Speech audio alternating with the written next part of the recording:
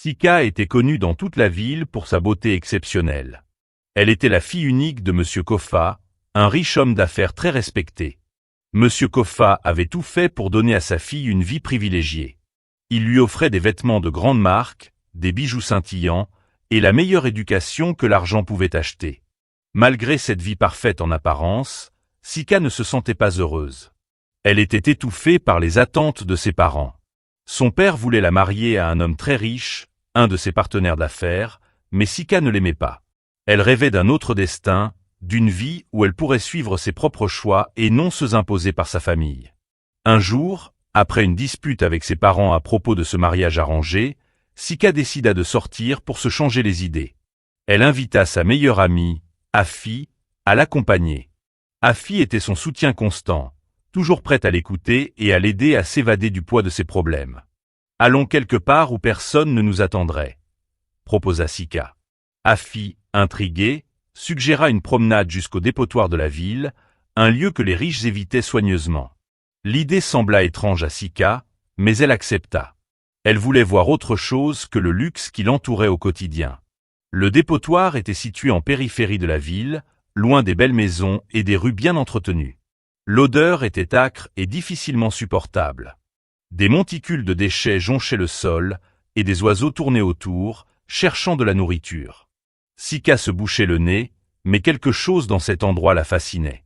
C'était un monde totalement différent du sien, un monde où les gens se battaient pour survivre. Au loin, elle aperçut 3 jeunes hommes. Ils fouillaient dans les ordures avec une attention particulière, ramassant des objets qu'ils jugeaient utiles. Ils étaient sales, leurs vêtements usés et leurs visages marqués par la fatigue. Pourtant, leurs gestes étaient précis et démontraient une certaine dignité malgré leur situation. Sika, intriguée, décida de s'approcher des jeunes hommes. Afi, moins audacieuse, hésita. « Tu es sûr de vouloir leur parler ? Ce ne sont pas des gens comme nous, » dit-elle doucement. Mais Sika était déterminée. Elle voulait comprendre leur vie, leur réalité. Les jeunes hommes levèrent la tête en voyant les 2 jeunes femmes s'approcher. Ils étaient étonnés de voir des personnes bien habillées dans un endroit pareil. 2 d'entre eux, Dovi et Kofi, cessèrent immédiatement leur travail et se mirent à sourire. Ils paraissaient heureux et curieux. Le 3e, Yaira, resta accroupi, continuant à fouiller dans les déchets comme si de rien n'était. Sika prit la parole. « Bonjour. Je m'appelle Sika, et voici ma meilleure amie Afi. Que faites-vous ici ?» Dovi et Kofi, très enthousiastes, répondirent qu'ils cherchaient des objets qu'ils pourraient revendre ou utiliser. Tout ce qu'on trouve ici peut servir à quelque chose. Le plastique, le métal, même les morceaux de bois, expliqua Kofi. Pendant ce temps, Yaira ne disait toujours rien. Son silence attira l'attention de Sika. Contrairement à ses amis, il ne semblait pas intéressé par les 2 jeunes femmes. Cette indifférence intrigua Sika. Elle voulait comprendre qui il était et pourquoi il était si différent. « J'ai une proposition à vous faire, » dit-elle soudain. Les 3 jeunes hommes la regardèrent avec curiosité. « Je veux payer l'un d'entre vous pour m'accompagner pendant une journée. Je vous donnerai une bonne somme d'argent. » Dovi et Kofi sautèrent sur l'occasion. « Moi, je suis disponible, » dit Dovi. « Non, prends-moi, je suis meilleur guide, » renchérit Kofi. Mais Sika ne les écoutait pas. Elle avait les yeux fixés sur Yaira. « C'est toi que je veux, » dit-elle en le pointant du doigt. Les 2 autres furent surpris. Pourquoi choisir Yaira alors qu'il n'avait montré aucun intérêt? Yaira se redressa lentement. Il était grand, avec une carrure imposante, des cheveux touffus et une barbe épaisse, tous 2 recouverts de poussière.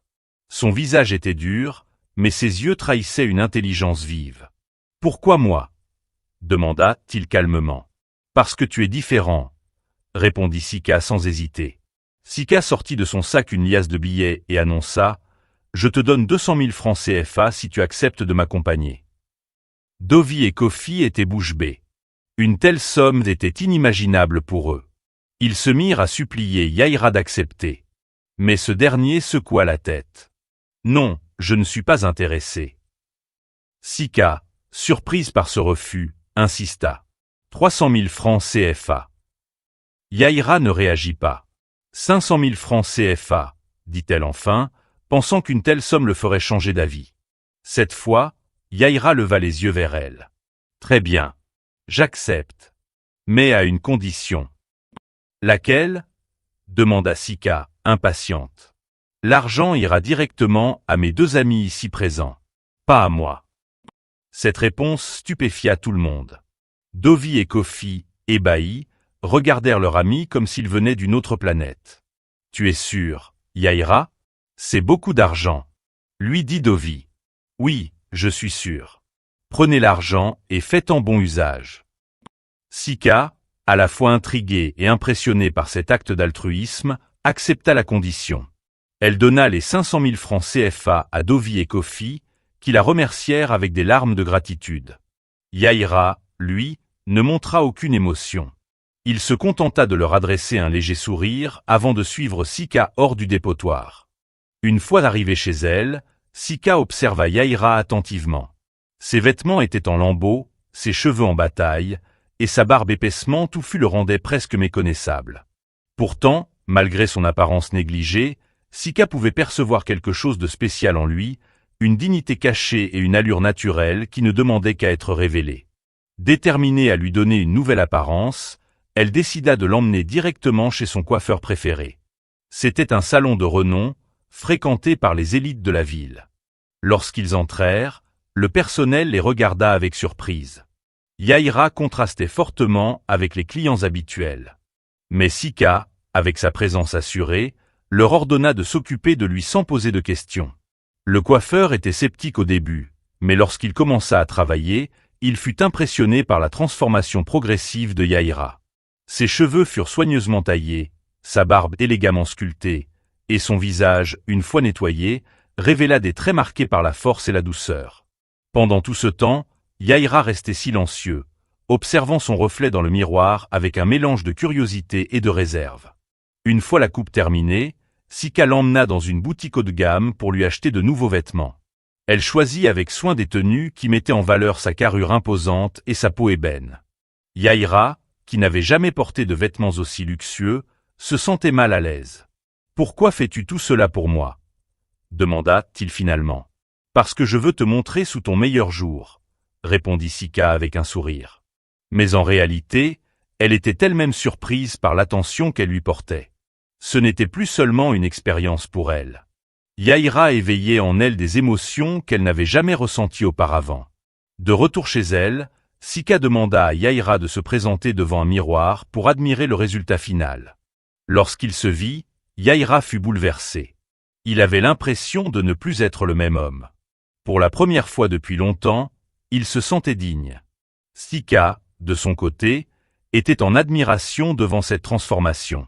Yaïra était devenu un homme d'une élégance naturelle, avec une présence qui attirait inévitablement l'attention.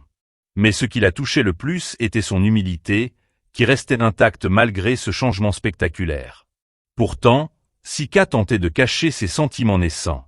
Elle se rappelait sans cesse que son objectif initial était de montrer à ses parents qu'elle pouvait choisir une personne pour sa personnalité plutôt que pour sa richesse. Elle résolut de rester concentrée sur ce plan. Le lendemain, Sika annonça à Yaïra qu'ils allaient rendre visite à ses parents. « Ils ne sont pas faciles, » prévint-elle. « Mais je veux qu'ils te rencontrent. » Yaïra acquiesça, bien qu'il se sente nerveux. Il n'avait jamais été invité dans un environnement aussi luxueux. La maison des Kofa était une véritable demeure de rêve. Avec ses colonnes imposantes, ses jardins parfaitement entretenus et ses intérieurs ornés de marbre, elle était l'image même de l'opulence. Yaïra, malgré son calme habituel, ne put s'empêcher d'être impressionné. Monsieur et Madame Kofa attendaient dans le salon principal. Lorsqu'ils virent Sika entrer avec Yaïra, leurs visages se figèrent. « Qui est cet homme ?» demanda Monsieur Kofa d'un ton sec. « Il s'appelle Yaïra », répondit Sika. « C'est un ami que j'ai rencontré récemment. » Madame Kofa fronça les sourcils. « Un ami? Et d'où vient-il? Que faille-t-il dans la vie ?» Sika, sentant la tension monter, tenta de calmer la situation. « Ce n'est pas important pour l'instant. Je veux juste que vous appreniez à le connaître. » Mais Monsieur Kofa n'était pas disposé à être conciliant. Un homme sans statut ni richesse n'a rien à faire ici. Nous t'avons appris à viser haut, Sika. Ce genre de choix est indigne de toi. Yaïra, qui était resté silencieux jusque-là, prit enfin la parole. Mon nom est Yaïra Boga, dit-il calmement. Je comprends vos inquiétudes, mais je ne suis pas venu ici pour chercher votre approbation. Je suis ici parce que votre fille m'a invité. Lorsqu'il prononça son nom, Monsieur Kofa se figea. Un éclair de reconnaissance passa dans ses yeux. Yaïra Boga, répéta-t-il, comme s'il avait entendu un fantôme. Ce nom, il me rappelle quelqu'un. Le silence s'était installé dans le somptueux salon des Kofa.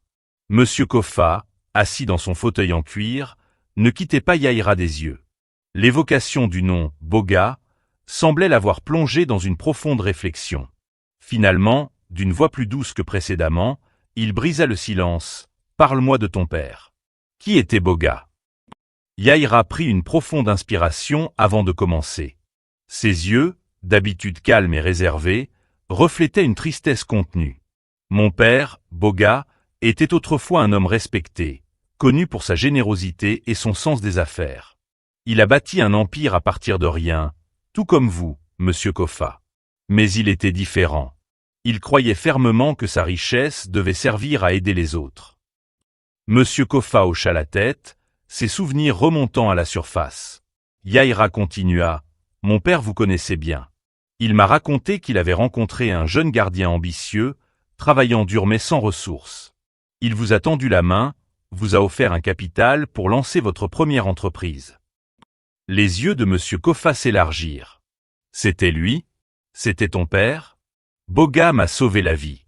Sans lui, je n'aurais rien aujourd'hui, » murmura-t-il, visiblement ému. Yaïra acquiesça. « Oui, c'était lui. Mais la vie n'a pas été tendre avec mon père. Un jour, il a été frappé par une maladie incurable. Pour financer ses soins, il a dû vendre ses entreprises, sa maison, tout ce qu'il possédait. » Yaïra marqua une pause, visiblement submergée par l'émotion. Sika, assise à côté de lui, posa doucement une main sur la sienne pour l'encourager à continuer. Pendant ce temps, j'étais aux États-Unis pour mes études en gestion d'entreprise. Mon père voulait que je termine mon master et que je revienne pour reprendre ses affaires. Mais à mon retour, tout était parti. Mon père était ruiné, et peu de temps après, il est mort. J'ai tout perdu ce jour-là, ma famille, ma maison, mon avenir. Depuis, je n'ai jamais réussi à me relever. Le silence dans la pièce était assourdissant. Monsieur Kofa semblait bouleversé par ce récit.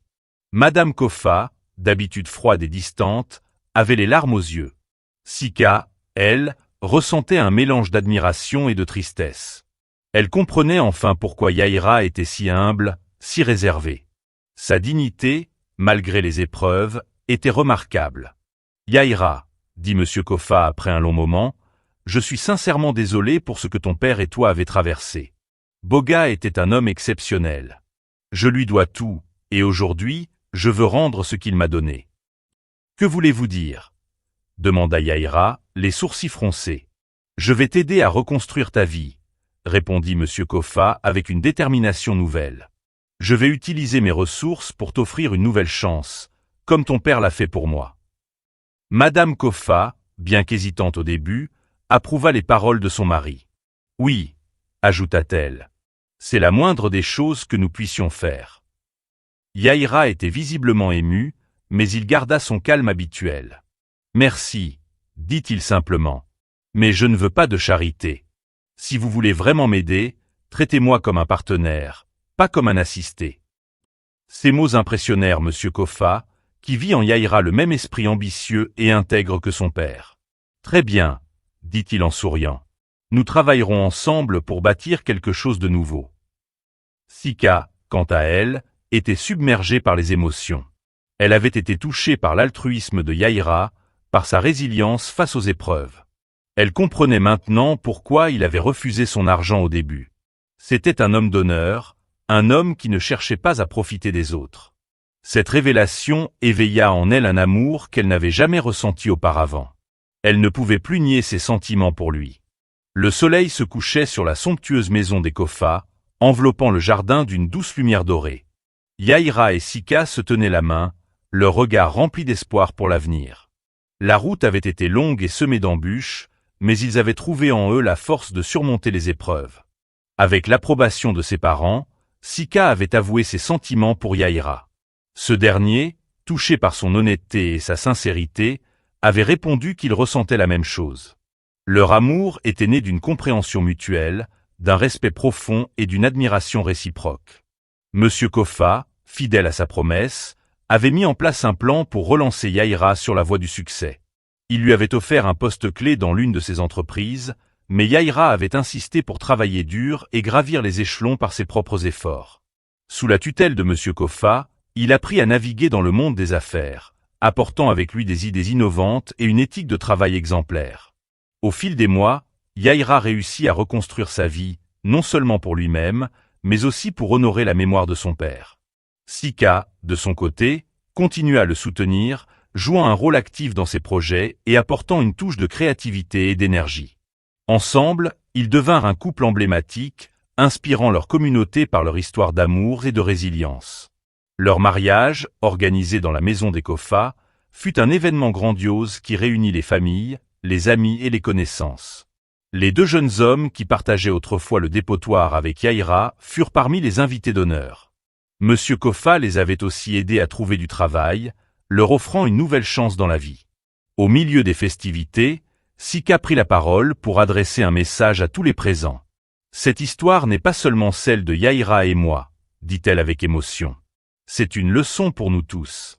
Peu importe d'où vous venez, peu importe les épreuves que vous traversez, la dignité, l'amour et la détermination peuvent vous mener loin. Aidez ceux qui sont dans le besoin, car vous ne savez jamais quel impact cela pourrait avoir sur leur vie ou sur la vôtre. » Les applaudissements furent éclatants. Madame Kofa, habituellement discrète, versa une larme. Monsieur Kofa, quant à lui, se leva et embrassa sa fille et son gendre. « Vous faites ma fierté, » dit-il. Avant de clôturer la soirée, Yaïra s'adressa également à l'assemblée. « Je tiens à remercier chacun d'entre vous, et en particulier la famille Kofa, pour avoir cru en moi. Mon père, Boga, m'a enseigné que la richesse la plus précieuse est celle du cœur. Aujourd'hui, je me tiens ici, non pas comme un homme riche en biens, mais comme un homme riche en amour et en espoir. » Cette histoire nous rappelle que chaque individu porte une valeur infinie, peu importe son statut ou sa condition. Elle nous enseigne que les actes de bonté, même les plus simples, peuvent transformer des vies de manière inimaginable. Elle montre également que l'amour sincère ne se limite pas à des critères superficiels, mais se nourrit de respect, de compréhension et de soutien mutuel. En fin de compte, Sika et Yaïra ont prouvé que les liens du cœur sont plus forts que tout, et que les obstacles, aussi grands soient-ils, peuvent être surmontés avec du courage et de la détermination. Si cette histoire vous a touché, n'oubliez pas de laisser un commentaire et de partager vos impressions. Nous espérons qu'elle vous a inspiré à voir la vie sous un angle différent et à croire en la force de l'amour et de la solidarité. Abonnez-vous à notre chaîne pour découvrir d'autres histoires captivantes, remplies d'émotions et de leçons de vie. Activez la cloche pour ne rien manquer de nos prochaines vidéos. Merci de faire partie de cette belle communauté et à très bientôt pour de nouvelles aventures.